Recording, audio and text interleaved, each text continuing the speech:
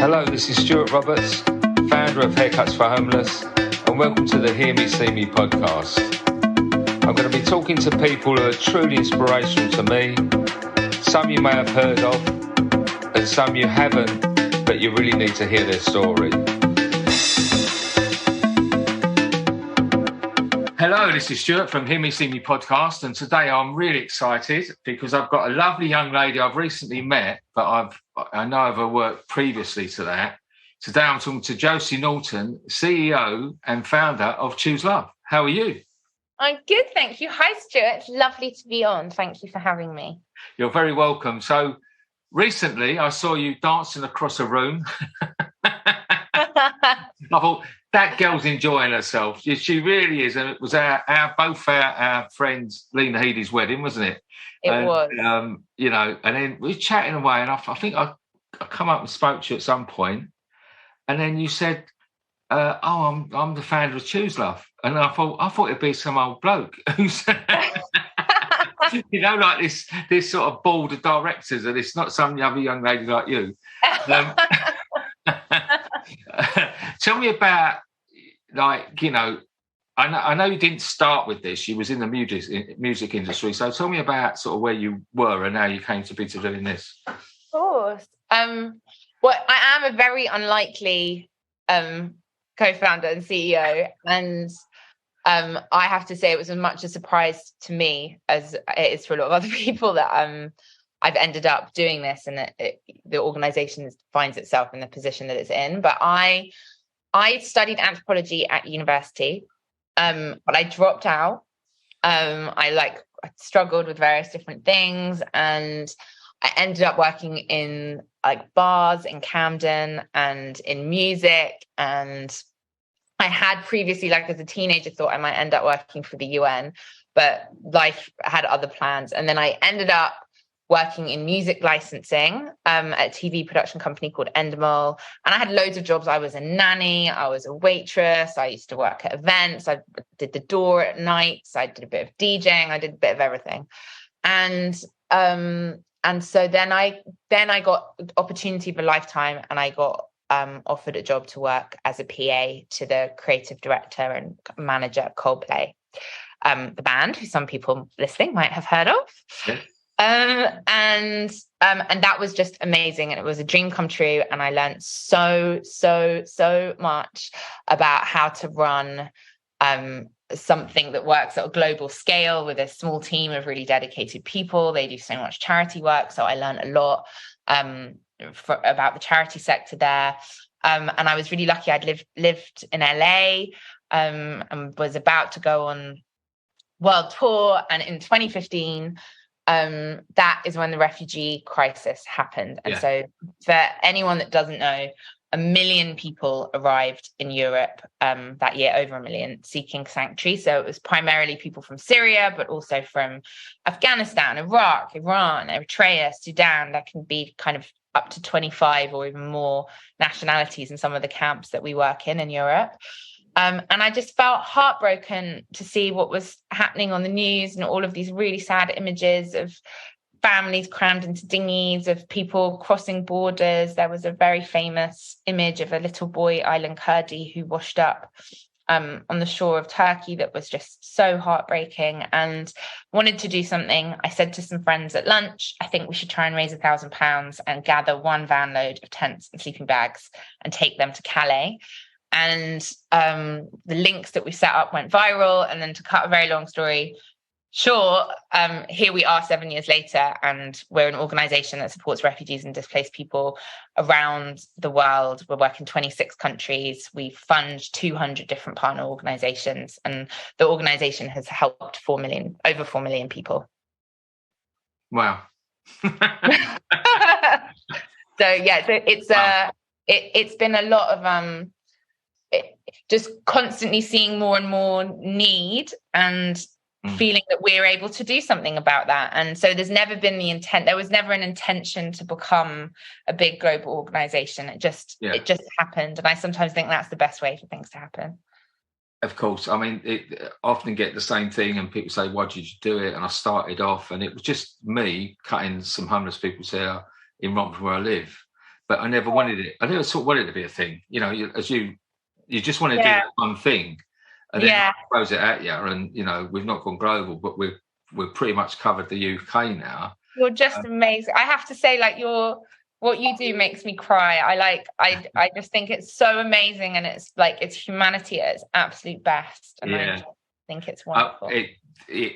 Well, I love it. I love doing it as you love doing it. And I think because our friend Lena, when she came, she was blown away because she knew what we did and she agreed to be our ambassador. And she's a real, but you know what she's like. She don't just want to be on paper. Yeah. She wanted to come and cut hair, and she's a closet hairdresser, so she wanted to get stuck in. So she come to Whitechapel Mission, and she's on the Clippers, and she's, you know. Oh my gosh, I actually didn't know that. You know that? No. Yeah, I'll send you some pictures. Oh my God, that's amazing. Yeah, it's in the pandemic, so we're all masked up and everything, but I like to hold her back because everyone was just getting it, you know. And I always say this, she gave my comb away, and but as hairdressers are fussy with her stuff, and I bought this comb, it's like 17 quid or something, and she went, I'll just give you a comb to someone. Is that all right? I went, yeah, sure, it's fine. Yeah. Damn, about 100 cheap combs, and you have to give him my like special comb. But no, she was blown away by it because until you're in it, you don't see you won't understand. No one will understand the significance of what we do.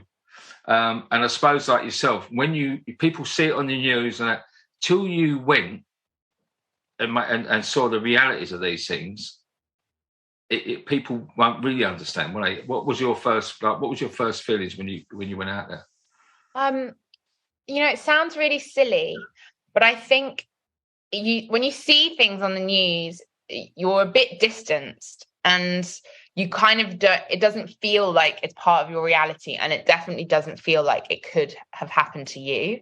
And so, when I first went and saw for myself what was happening, the thing that struck me most was, God, this is just human beings exactly like me, or exactly like my mom or my family or my friends, and that it's literally just down to luck that this isn't my situation. And I think that like that connection and that just really feeling like this is just we're all one, this is all humans, and therefore I have a responsibility to try and do my best to do something about it, whatever that might be. That is really what struck me, and my life was never the same again. Yeah, I get that because you can't stay the same, can you? If you go and witness something like, you have to be a bit strange not for it to change. And every volunteer that comes for their first session, you know, we check in, you know, soon after, and they've said, I've not been able to stop thinking about it. You know, I mean, Maxine, who runs Beauty Papers magazine, done this beautiful film with us, and she came along, and she's in the high end of fashion world, as you was when you were at that. Yeah. You was with Coldplay and all these things, and she came with us to the Whitechapel Mission, and she just like said, I've had a job getting back to work because I've gone back to work the next day, and it's like, well, what's the point of all this? But obviously you can't, because the world needs all of these things. But you know, like what does this matter? What does beauty matter? What does fashion matter? Was it, you know?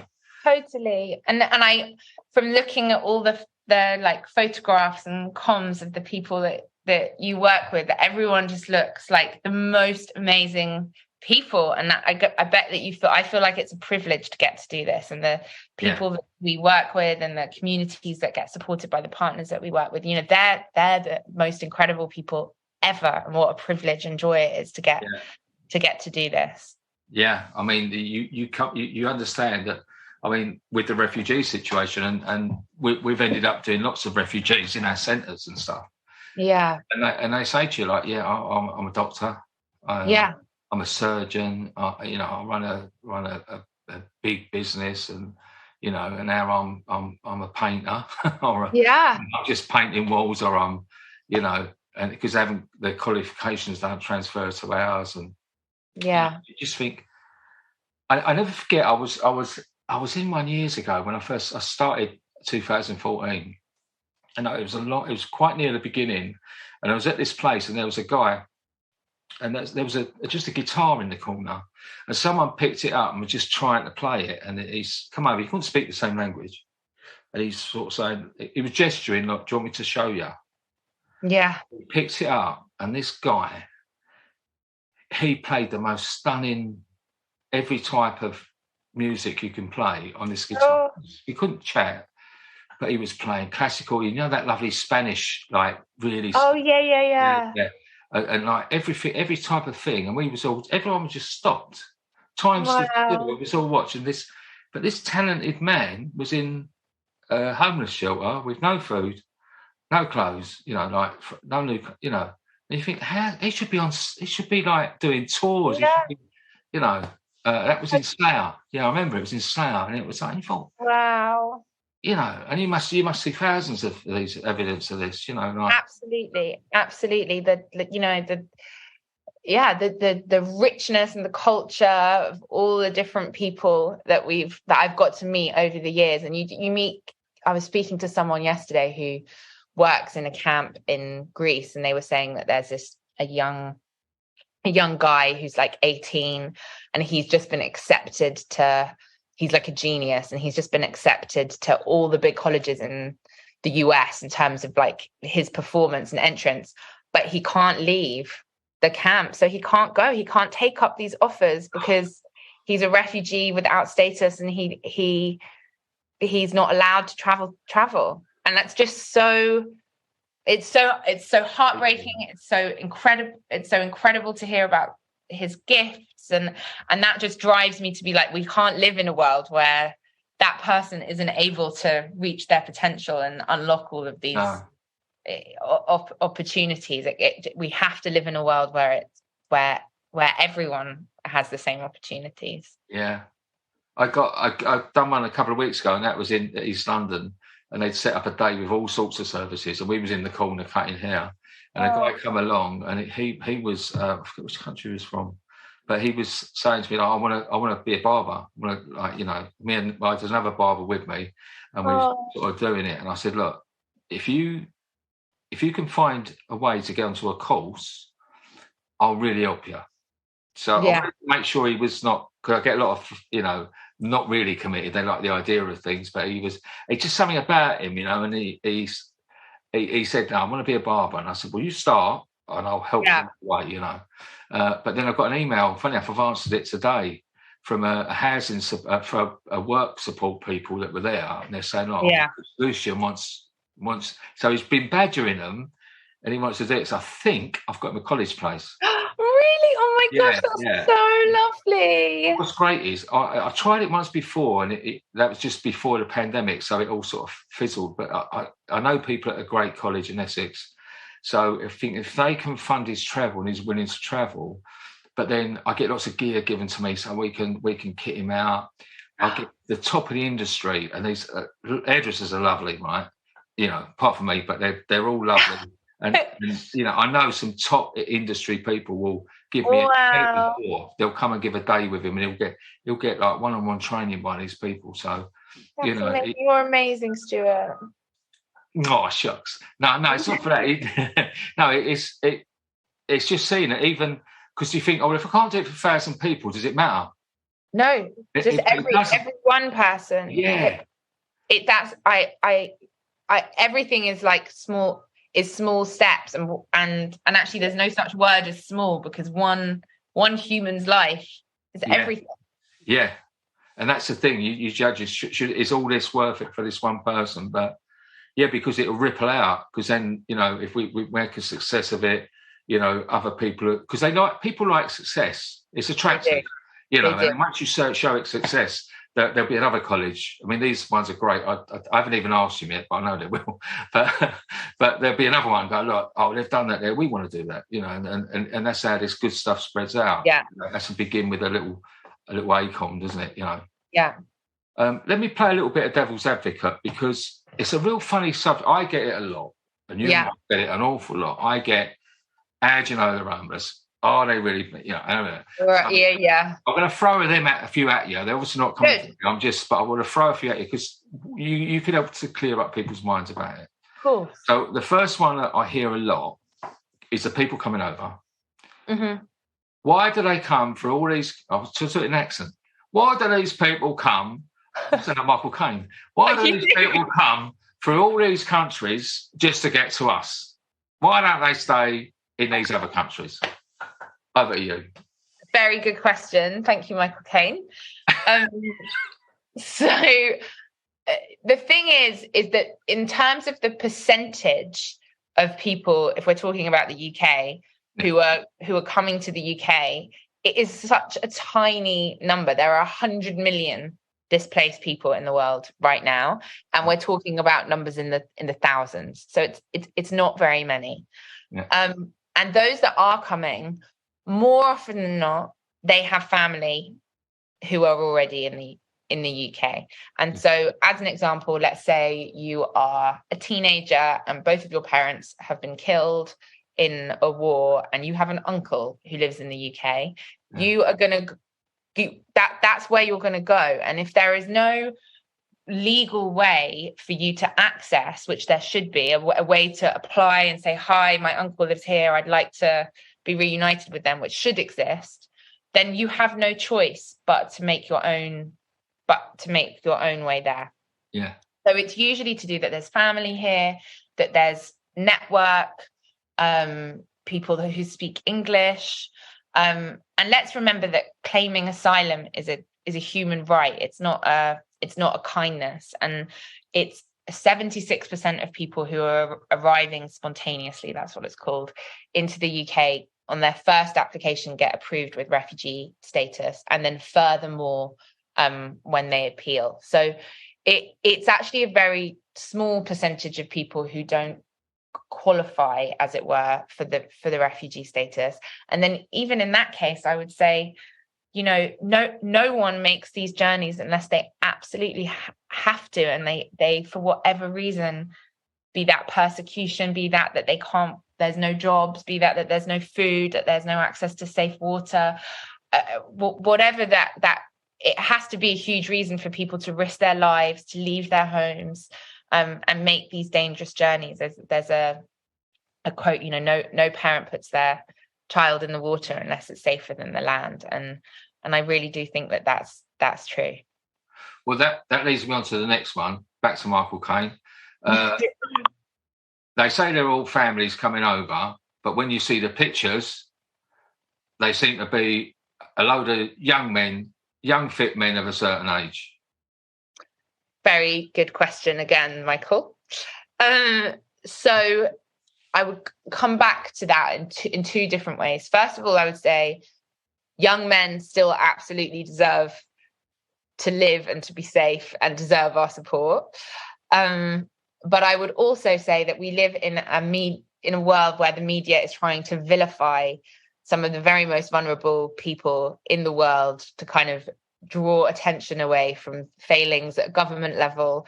And so often what they do is they will take a photograph that shows young men, and there will be families standing right next to them, and then that those people won't be in the photo.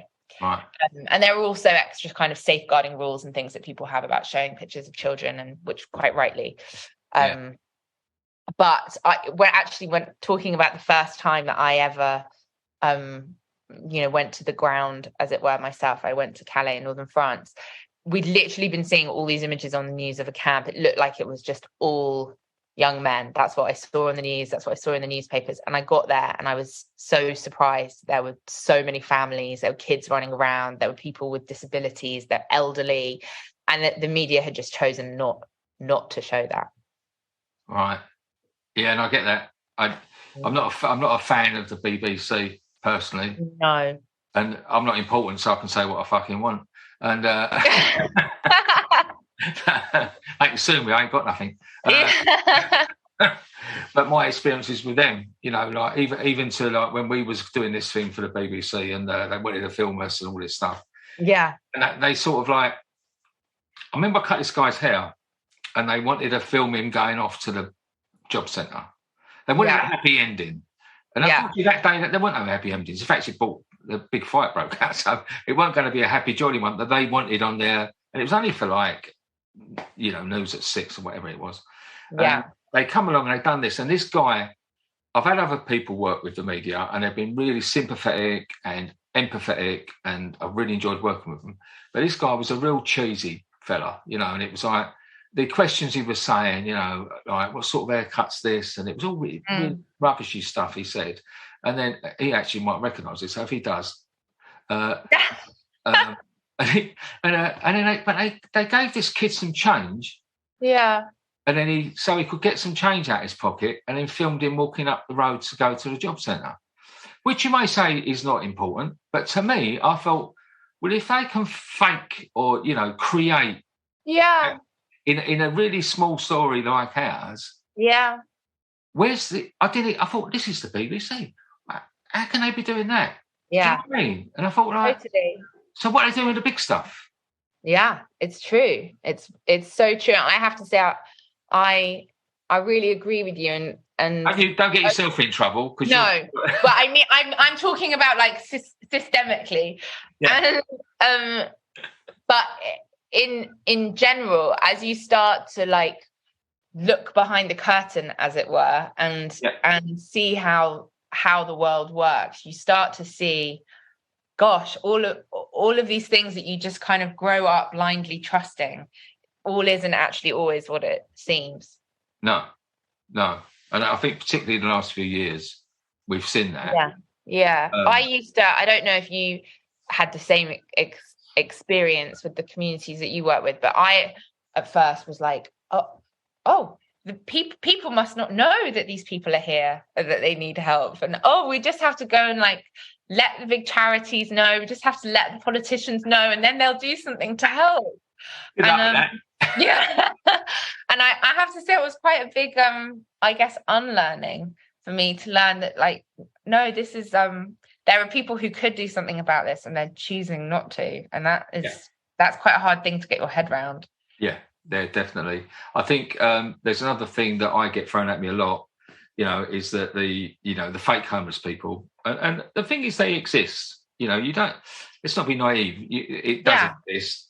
Sometimes there's homeless people who have got by for a certain time begging, but they've needed to. They've had nothing and they've needed to. But then they may get into they may get a place of their own, but they don't really. It's hard for them to then adjust to not just going and doing that. My counter argument all the time is I say, well, would you do it? Would you swap places? Yeah. And I love using that one with people just because I find people interested anyway. And I think, would you swap places? I wouldn't. No. Even if they're earning more money than me that day, I still want to sit on a cold pavement. No. In the rain. Yeah. Even if they do get a couple of £100 or whatever. Literally, I so agree. Like if that's what they feel that is on offer to them, then again I feel like society has failed them. And I would also, whether it's with a homeless community or refugee community, and like I said before, I think everyone that needs help is deserving of support. But if we're going to end up supporting one person who perhaps doesn't completely qualify for whatever vulnerability line we say someone has to be on, and we help that person, and it means that we do reach the person who truly needs it. Yeah. Well, I'd much rather that than we just don't help anyone. That's not the world that I would want to be in. No. And the one I found that's helped me the most was if you want to go back very early on in the podcast, was Brother Kevin. It was the sort of first or second episode, and he's run that place in Dublin, like the Capuchin Centre. They feed between 600 and 800 people a day.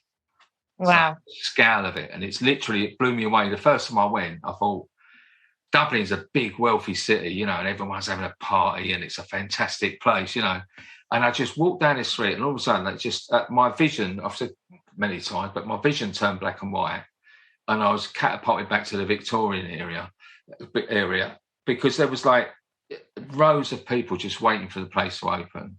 Oh, And it was all ages, yeah, both sexes, all ages, and it's just, they was all hungry. yeah, But he said to me, because I posed the question to him, I said, like, we get asked, how do you know they're worthy or whatever? And he told me at one time he saw a woman park a car and come across and come in and get some food. And he felt obliged to stop her on the way out and said, look, can I just ask you, if you've got a car, why do you need to come in and get food? And she really got upset. She said, I'm so sorry, brother Kevin. It's just the last time my husband beat me, he beat me so bad that I thought he was going to kill me. So the only thing I could do was get the kids, put them in the car and escape. So we are now living in our car. yeah. Wow. He admitted, he said he judged her, he judged her, and he said, so get the kids, bring them in, and, they fed them, they had new clothes, had everything when they left. And he said, from that day, I've never questioned anyone. He said, if they're hungry, we will feed them. I totally agree. Anyone who is in need, should be helped, and we can't. Who are we to judge? Yeah, well, and there's always a story that we don't know. Yeah, and I do. I'm a human being, and I've been brought up in with all these same prejudgments that I've had over the years. I've been brought up in a certain area at a certain age. And it's very difficult not to go back to type sometimes, but then you pull yourself out of it, and my kids always tell me off because I'm not as PC as I should be. But I say to them, look, you've got to remember what I was brought up with. Yeah. I'm doing an amazing job of being a good person compared to what I should be. Yeah. Because of what I was brought up with, that Love Thy Neighbour and all these things that we used to watch as kids, and Benny Hill and all the, the sexism, the homophobia and the racism and all that. We was brought up on that stuff, for people of our generation to break out of it, we have to constantly do it. Yeah. And sometimes I'm doing my work and there's someone I love, and the next one, he winds me up, I want to knock him out, I'm a human being. But then, of course. but you can't help the ones you like only. No, you're absolutely. going to set off and help people. You've got to help every single one. Yeah. And you've got to accept, and you just put little boundaries in for there's only so far, and then sometimes you do have to go like, that's enough, pal, like we're working here, whatever. Yeah. It's there's a lot to unlearn and there's a lot to learn, and but yeah, I agree. We can't. You can't just be, I'm only gonna help like people who believe this or people who think like this or it's really important. But I think you're doing the most amazing job, Stuart. Listen, we're not talking about me, we're talking about you. Okay. What about, come on, didn't you, I read on your thing, when you spoke with Obama? I spoke on the same stage, not at the same time, but yes, in 2017, I was very lucky to be selected as it's called a goalkeeper, and the Bill and Melinda Gates Foundation, with an organization called Project Everyone, select young people who are trying to create and uphold the Sustainable Development Goals in the world. And I was very lucky to be one of those people. And I spoke at an event, and the poster had like my face was next to Bill Gates' face, and Obama was also on the poster. Quite weird. Get framed in your bathroom. Do you know? No, I don't even know. I think it's just online somewhere. I'm not very good at keeping stuff. I like all the different newspaper articles and stuff that have been about us, and I never keep anything. But now I wish I had. You should really. I mean, my mum passed away this year, and I'm so sorry. That's all right. And we went, like, actually I say my sister done most of it. We went through the house and we found so much stuff that she'd kept, and it was like she had my school reports. She had when I was 4 and I won a beauty contest. Oh, oh my God, I love It was all it. girls, and she put me in. It was all girls and me, and I won. And you And I won. won, yeah, little blondie, and that Oh, but all this stuff, and you think people don't keep stuff now, do they? Because everything's on their phone, and that I know. physical stuff we don't keep. But it's something a shame about, that we Yeah, don't. it's So true. start keeping it. I will start keeping it. This. Yeah, okay, thank you. This will be the moment that it changes. For later on, for your kids to come across. Yeah, it's true. And they find out a bit about you, and then, I don't want to get morbid, but yeah. So you've raised, was it 80 million or something you've raised for charities? Yeah, it's actually coming up to 100 million. Is it really? Is it? Is. It's fantastic, because that's hard to do at the moment. People are it's hard to do because the world. I don't know how that's going to slow down with you guys, but people are, what do you call it, when they're charity weary, like I don't blame them. Yeah, they're charity fatigue, and it is a thing, because even we've noticed with our volunteers, we've got our diehard volunteers who are thick and thin. They're always there, but ones that used to be are not so often, and lots of interest, and then they don't actually come. And what I've figured it out is that whereas everyone used to be able to give, and we only ask for half a day once a month, because we don't want to do too much, and that used to be a no-brainer for people. Yeah. But if you're really skint and you've had a tough couple of years, if you can earn a few quid like that morning, it's harder to give it up. Yeah. I do get that. So it's amazing that there are charities that can raise. It's like, as well, I know that it filters down. I know it filters down, and for small charities like us, that we do find it hard to keep their head above water. That help is incredibly important, because it isn't coming from the government.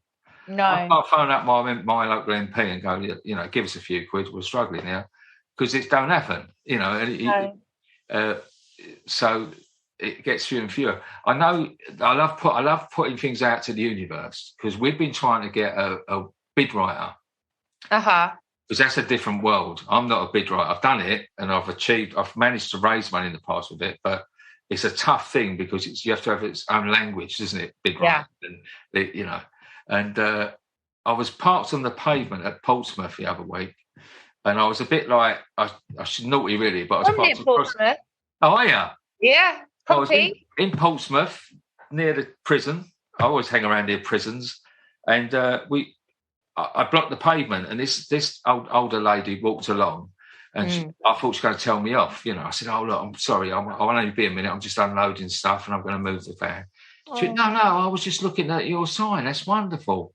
And she said, "How'd you get your money?" And I went, "Well, we just where we can." I said, "There's not much about, but I'm a retired bid writer." Oh, no way. Oh, I love it.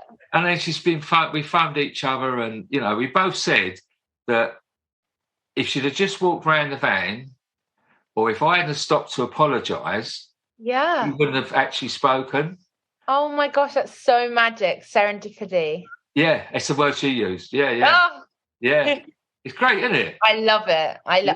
I really believe in that. Yeah.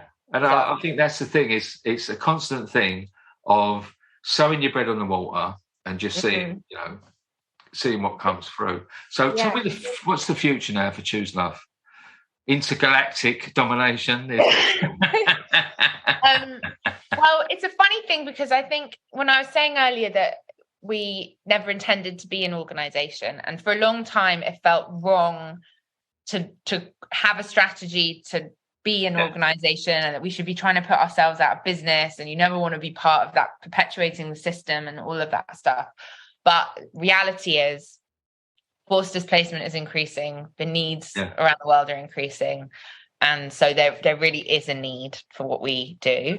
And so I think the future over the next few years is us growing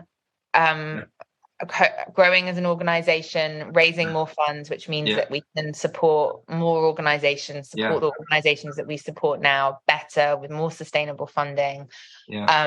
And looking also at the kind of root causes of forced displacement and seeing what we can be doing about that. We're a communications organization as well, so really trying to change the narrative, because as you were talking through those questions, there's a lot of the kind of negative narrative around refugees in the media, and so we see ourselves also as having a responsibility to amplify stories and change what people see, and just carrying on doing our best, really.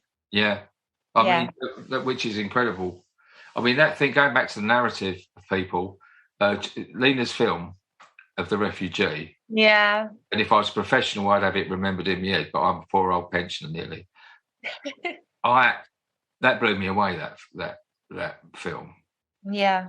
And I'll put a link to the film on. Oh, yeah, great idea. And if people just need to be, when people see other people's stories, that is that human connection again. I think that storytelling is one of the most important things in changing the world that we want to see. Exactly. Yeah, they're all parables, aren't they? They're way from years and years and centuries of old. The way to transmit a message is for a story. Yeah, totally agree. We take it on board, and I think that's where we're quite successful sometimes, because it's our little time has got a beginning, a middle, and an end. I was going to say, I think you do it so well. Yeah, it's just it just does itself well, really. Yeah. But it's an absolute pleasure. Oh, it's an absolute pleasure. It's been so nice. You're definitely going to be not a once time only guest on this. You'll definitely be back next year. Oh, I hope so. Maybe this time of year, we'll come back, and hopefully we're both out of work. Yeah, I hope so. But it ain't going to happen. I know. What's coming now in the future, in the future of the economy. Oh no. I hate to end on a low, but it's I see terrible things in front of us.